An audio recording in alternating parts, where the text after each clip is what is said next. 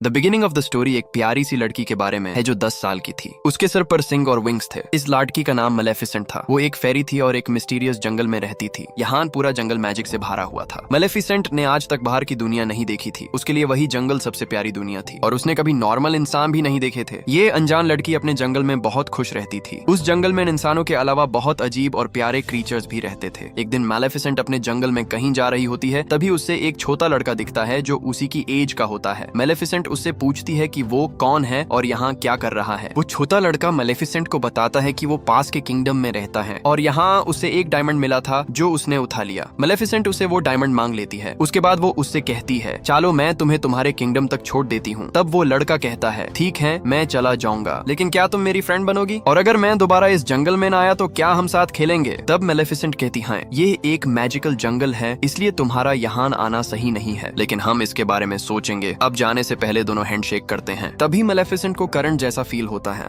क्योंकि उस लड़के ने आयरन की रिंग पहनी होती है। मेलेफिसेंट उसे बताती है कि आयरन फेरीज को जलाता है, इसलिए अगली बार जब तुम आओ तो इसे पहन कर मत आना। इसके बाद वो लड़का वापस अपने किंगडम चला जाता है, लेकिन जो किंगडम था वो इस जंगल पर कब्जा करना चाहता था और उस लड़के के पेरेंट्स भी जिंदा नहीं थे। फिर भी दोनों की दोस्ती बहुत अच्छी हो जाती है। दोनों को ये फील ही नहीं होता था कि वो एक दूसरे के एनिमी किंगडम्स से हैं। दोनों साथ में खेलते रहते हैं और ऐसे ही कई साल बीत जाते हैं। वो लड़का हर रोज जंगल आता था और दोनों साथ में खेलते रहते थे। धीरे धीरे बहुत दिन बीत गए। अब दोनों 16 साल के हो चुके थे और दोनों एक दूसरे को पसंद करने लगे थे। मेलेफिसेंट को लगने लगा था कि ह्यूमंस फेरीज के दुश्मन नहीं होते, वो बहुत अच्छे होते हैं। उसे ये बिल्कुल नहीं पता था कि ह्यूमंस के अंदर ग्रीड भी होती है। एक दिन मेलेफिसेंट सोचने लगती है कि वो लड़का काफी दिनों से यहाँ आ रहा है और उससे उस लड़के की एक बात याद आती है। उसने कहा था कि जब मैं बड़ा हो जाऊंगा तब मैं अपना किंगडम संभालूंगा और यहाँ के फोर्ट पर भी कब्जा करूंगा। यानी मेलेफिसेंट को उस वक्त ये समझ ही नहीं आया था कि वो लड़का कितना ग्रीडी था। कुछ दिनों बाद मेलेफिसेंट देखती है कि दूसरे किंगडम का किंग अपनी आर्मी के साथ जंगल पर अटैक करने आ गया है। मेलेफिसेंट उस जंगल की फेरी थी और वो अपने जंगल को प्रोटेक्ट करना जानती थी। वो उनके सामने आ जाती है और अब वो पहले से बहुत ज्यादा पावरफुल हो चुकी थी। वो किंग से कहती है, तुम अंदर नहीं आ सकते। किंग कहता है, मैंने तुमसे परमिशन नहीं मांगी। और फिर वो अपने सोल्जर्स को ऑर्डर देता है कि मुझे इस फेरी की डेड बॉडी चाहिए। उसके बाद किंग की आर्मी जंगल के अंदर बढ़ने लगती है, लेकिन जंगल के अजीब क्रीचर्स घोड़ों पर बैठे सोल्जर्स पर अटैक कर देते हैं और अब किंग और उसकी आर्मी बुरी तरह इंजर्ड हो जाती है। सब लोग वहाँ से भागने लगते हैं और कहते हैं कि ये जंगल मैजिकल है और यहाँ आकर हमसे बहुत बड़ी गलती हो गई। उसके बाद किंग वापस अपने किंगडम चला जाता है। अब वो बहुत बुढ़ा और कमजोर हो चुका था, इसलिए वो सब लोगों को बुलाता है और कहता है कि तुम सब जानते हो कि उस जंगल में कितना ट्रेजर है और शुरू से ही मेरी इच्छा थी कि हम उस जंगल पर कब्जा करें, लेकिन मेरी हालत देखकर नहीं लगता कि मैं दोबारा वहाँ जाकर फाइट कर पाऊंगा। इसलिए मैं प्रॉमिस करता हूँ कि जो भी उस मेलेफिसेंट को मारेगा मैं उसकी शादी अपनी बेटी से करवा दूंगा।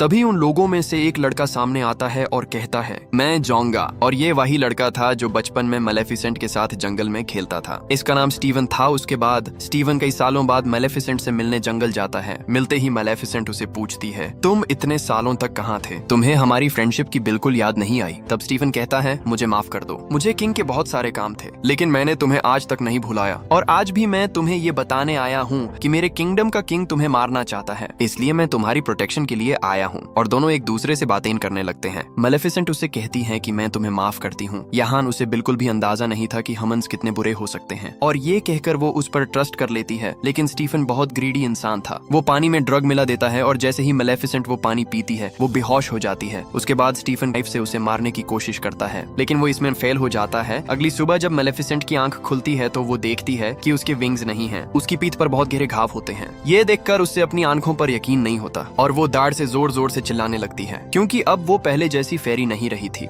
दूसरी तरफ हम देखते हैं कि स्टीफन मेलेफिसेंट के विंग्स लेकर उसी किंग के पास चला जाता है और कहता है कि मैंने अपना प्रॉमिस पूरा कर दिया। किंग उसके काम से बहुत खुश होता है और वो स्टीफन को उस किंगडम का किंग बना देते हैं। दूसरी तरफ हम जंगल में मेलेफिसेंट को देखते हैं जो बहुत उदास थी क्योंकि अब वो उड़ नहीं सकती थी। वो जंगल में जा रही होती है, तभी वो देखती है कि एक हंटर एक क्रो को मारने वाला है। ये देखकर वो खुद को रोक नहीं पाती, इसलिए वो तुरंत उस क्रो को एक इंसान में बदल देती है। ये देखकर हंटर दार के मारे वहाँ से भाग जाता है। वो मेलेफिसेंट के पास आता है और थैंक्स बोलता है और पूछता है कि तुमने मेरे साथ ऐसा क्यों किया। तब मेलेफिसेंट कहती है कि मैं तुम्हें ये नहीं बता सकती, बस ऐसे ही। तब वो आदमी कहता है कि अब मैं पूरी जिंदगी तुम्हारा स्लेव बनकर रहूंगा, तुम जो भी कहोगी मैं वही करूंगा। क्योंकि वो इंसान बनकर बहुत खुश था, मेलेफिसेंट भी ये देखकर बहुत खुश होती है और उसका नाम डेविल था। अब डेविल हाई मेलेफिसेंट को सारी इन्फॉर्मेशन देने लगा। मेलेफिसेंट को यहाँ पता चलता है कि स्टीफन ने सिर्फ किंग बनने के लिए उसके विंग्स काट दिए थे, इसी वजह से अब वो ह्यूमंस से नफरत करने लगती है और ह्यूमंस पर उसका ट्रस्ट पूरी तरह खत्म हो जाता है। अगली सीन में हम देखते हैं कि उस किंगडम में स्टीफन की शादी किंग की डॉटर से हो जाती है। उसके बाद उसकी एक बेटी भी होती है। इस खुशी में उस महल में बहुत बड़ा सेलिब्रेशन हो रहा होता है और इसी वजह से स्टीफन को ये तक पता नहीं चलता कि वहाँ कौन आ रहा है और कितना पास आ चुका है। इसी मौके का फायदा उठाकर मेलेफिसेंट भी वहाँ पहुँच जाती है और वो उस बेबी को देखकर विश करने लगती है। वो कहती है तुम बहुत क्यूट हो, लेकिन जैसे ही तुम 16 साल की होगी एक नीडले तुम्हारे हाथ में चुभेगी और उसके बाद तुम मर जाओगी। ये सुनकर स्टीफन उसके सामने भीख मांगने लगता है और कहता है प्लीज ऐसा मत करो, तुम अपना बदला मेरी बेटी से क्यों ले रही हो। तब मेलेफिसेंट कहती है मैं भी एक लड़की थी और तुम्हें याद है तुमने मेरे साथ क्या किया था। मेलेफिसेंट अभी भी बहुत गुस्से में होती है और वो स्टीफन से कहती है कि अगर तुम्हारी बेटी को उसके 16th बर्थडे पर ट्रू लव मिल गया तो उसकी जान बच सकती है। स्टीवन ये सुनकर बहुत परेशान हो जाता है और तुरंत 3 छोटी फेरीज को बुलाता है और कहता है कि मेरी बेटी को यहाँ से दूर ले जाओ और जब तक वो 16 साल की ना हो जाए यूज यहाँ वापस मत लाना, वरना उस पर दिया गया कर्ज सच हो जाएगा। उसके बाद स्टीफन अपनी आर्मी को लेकर जंगल पर अटैक करने निकाल पड़ता है क्योंकि अब वो जंगल पर पूरी तरह कब्जा करना चाहता था। लेकिन यहाँ मेलेफिसेंट पहले ही अपनी पावर से जंगल की बाउंड्रीज को कवर कर चुकी थी और अब कोई भी उस जंगल में एंटर नहीं कर सकता था। अब हम उस प्रिंसेस को देखते हैं जिसका नाम ऑरोरा था और वो स्टीवन की डॉटर थी। 3 फेरीज यूज बहुत दूर ले जाती हैं, लेकिन मेलेफिसेंट को पता होता है कि वो कहाँ है। जब वो उसके पास जाती है और उसे डराने की कोशिश करती है, लेकिन वो छोटी सी गर्ल रोने की जगह हंसने लगती है। ये देखकर मेलेफिसेंट को वो बहुत अच्छी लगने लगती है। उसका दिल धीरे धीरे पिघलने लगता है क्योंकि मेलेफिसेंट असल में एक अच्छी फेरी थी। वो 3 फेरीज जो प्रिंसेस का ख्याल रखती थी बहुत केयरलेस थी, लेकिन उन फेरीज की जगह अक्सर मेलेफिसेंट ही प्रिंसेस ऑरोरा की जान बचाती थी। जैसे एक बार जब वो माउंटेन से गिर गई थी तब मेलेफिसेंट ने उसकी जान बचाई। इसी तरह टाइम के साथ ऑरोरा बड़ी होने लगी और अब वो 15 साल की हो चुकी थी, यानी अब सिर्फ 1 साल बचा था। अब तीनों फेरीज यूज जंगल की बाउंड्री तक ले जाती हैं। तभी वो बड़े बड़े स्टिक्स देखती है। प्रिंसेस ऑरोरा ने भी मेलेफिसेंट की तरह कभी बाहर की दुनिया नहीं देखी थी। इसी वजह से ऑरोरा सोचने लगती है कि बाउंड्री के बाहर क्या है और एक दिन वो वहाँ चली जाती है और देखने लगती है। तभी उसे फील होता है कि वहाँ कोई है और वो जोर से चिल्लाकर कहती है अगर यहाँ कोई है तो बाहर आओ, मुझे तुमसे बात करनी है। वहाँ और कोई नहीं बल्कि मेलेफिसेंट होती है। वो और वेट नहीं कर पाती, इसलिए तुरंत ऑरोरा के सामने आ जाती है। जैसे ही ऑरोरा मेलेफिसेंट को देखती है तो कहती है तुम यहाँ हो, तुम मेरी गॉड मदर हो जो बचपन में मेरे पास आती थी और मेरा ख्याल रखती थी, लेकिन तुम कभी मेरे पास क्यों नहीं आई। मैं तुम्हें पहचान गई हूँ और मुझे तुम्हारे साथ वो क्रो भी बहुत पसंद है।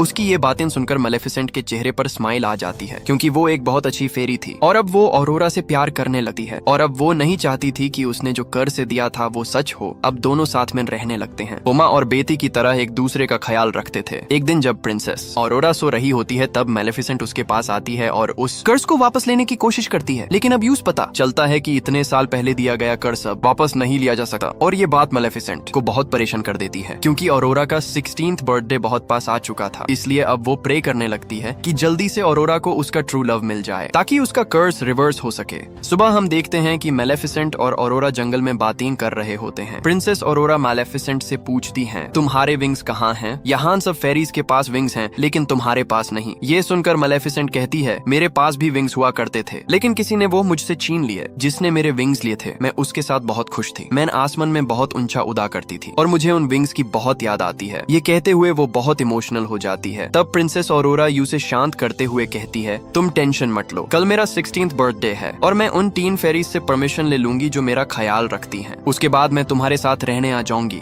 लेकिन मेलेफिसेंट जानती थी कि ऐसा कुछ भी नहीं होने वाला जब तक ऑरोरा को उसका ट्रू लव नहीं मिलता। उसके बाद प्रिंसेस ऑरोरा अपने घर जाती है जहाँ वो एक लड़के को देखती है जो बहुत हैंडसम और क्यूट लग रहा होता है। जैसे ही दोनों एक दूसरे को देखते हैं वो एक दूसरे को पसंद करने लगते हैं। उसके बाद प्रिंसेस ऑरोरा सीधा अपने घर जाती है और 3 फेरीज से कहती है मैं यहाँ से दूर जाना चाहती हूँ। वो यहाँ से दूर मेलेफिसेंट के पास जाना चाहती थी। तब फेरीज सोचने लगती हैं कि शायद उसे अपने बारे में सब पता चल गया है और वो अपने पेरेंट्स के पास जाना चाहती है। इसी वजह से तीनों फेरीज यूज पूरा सच बता देती हैं कि उसके साथ क्या हुआ था और वो ये भी बताती हैं कि मेलेफिसेंट नाम की एक फेरी है जो तुम्हें मारना चाहती है। ये सुनकर ऑरोरा उनकी बात पर बिल्कुल यकीन नहीं करती। वो बहुत उदास हो जाती है और सीधा मेलेफिसेंट के पास जाकर पूछती है क्या मैंने जो सुना वो सब सच है? तब मेलेफिसेंट उससे कहती हैं, हाँ ये सब सच है, मैंने ही तुम्हें कर्ज दिया था, लेकिन अब मेरा दिल बदल चुका है। मैंने ये सब तुम्हारे फादर की वजह से किया था। अब मैं भी नहीं चाहती कि तुम मरो, मैं तुमसे बहुत प्यार करती हूँ। लेकिन प्रिंसेस ऑरोरा को ये सुनकर बहुत हर्ट होता है और वो वहाँ से चली जाती है। वो सीधा अपने फादर के पास जाती है और रोते हुए कहती है, मैंने आपको बहुत मिस किया, मुझे लगता था कि मैं बिल्कुल अकेली हूँ। लेकिन यहाँ स्टीवन टीन फेरीज पर बहुत गुस्सा करता है और कहता है, मैंने तुमसे कहा था कि यूज उसके 16th बर्थडे के एक दिन बाद यहाँ लाना, तो तुम यूज एक दिन पहले क्यों ले आई? और अब कर्ज सच होने वाला था। इसलिए वो अपनी आर्मी को ऑर्डर देता है कि ऑरोरा को एक रूम में लॉक कर दो जहाँ कोई भी उसके पास ना जा सके। लेकिन वो कर्ज को रोक नहीं पाता और जैसे ही प्रिंसेस ऑरोरा का 16th बर्थडे आता है, कर्ज के इफेक्ट की वजह से वो खुद चलकर उस जगह पहुंच जाती है जहां स्पिनिंग व्हील्स रखे होते हैं और उन पर नीडल्स लगी होती हैं। वो कर्ज के असर में आकर उस नीडल को टच कर लेती है और अचानक बेहोश होकर गहरी नींद में चली जाती है। किंग ये देखकर बहुत परेशान हो जाता है और जोर जोर से रोने लगता है, क्योंकि अब उसकी बेटी गहरी नींद में थी और कभी उठने वाली नहीं थी। अगली सीन में हम मैलेफिसेंट को देखते हैं जो ऑरोरा की वजह से बहुत उदास थी और वो उसी लड़के को बुलाती है जिससे प्रिंसेस ऑरोरा रास्ते में मिली थी। मैलेफिसेंट सोचती है कि शायद दोनों एक दूसरे को पसंद करते हैं और अगर ये लड़का प्रिंसेस ऑरोरा के पास जाएगा तो शायद वो नींद से जाग जाए। इसलिए मैलेफिसेंट उस लड़के को बेहोश करके उस जगह ले जाती है जहाँ प्रिंसेस ऑरोरा सो रही होती है। अब छोटी फेरीज किंग स्टीफन के पास आती हैं और कहती हैं, प्रिंसेस ऑरोरा के फॉरहेड को किस कीजिए, शायद वो उठ जाए। आप उसके फादर हैं